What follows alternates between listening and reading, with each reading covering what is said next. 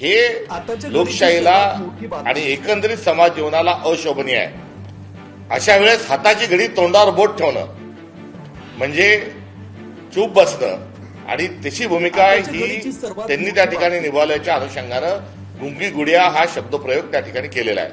गुंगी गुडिया ही शिवी आहे का? गुंगी गुडिया हा अपशब्द आहे का? गुंगी गुडिया हा काही अनपार्लमेंटरी विषय आहे का? नाही, हे एक वर्णन आहे आणि ते वर्णन जसं तो शब्द आहे अगदी तशाच स्वरूपामध्ये हा उपमुख्यमंत्री यांच्यावर तो अत्यंत व्यवस्थित पद्धतीने बसलाय.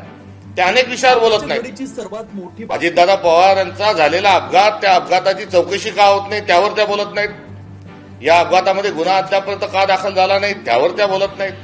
यासोबतच अर्थखातं त्यांना अद्यापर्यंत मिळालं नाही त्यावर त्या कुठेतरी बोलत नाहीत.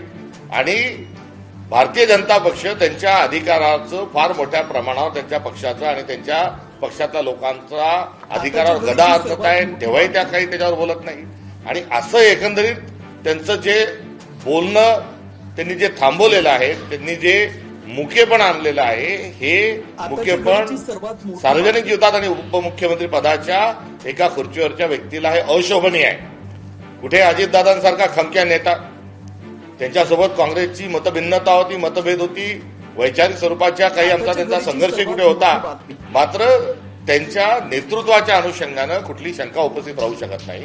आणि अशा एका बाणेदार आणि एकदा परखड माणसाच्या पक्षाचं नेतृत्व करत असणारी व्यक्ती जर काहीच बोलत नाही तर त्यांचं केलेलं काँग्रेस पक्षाने वर्णन जे आहे ते अत्यंत योग्य आहे.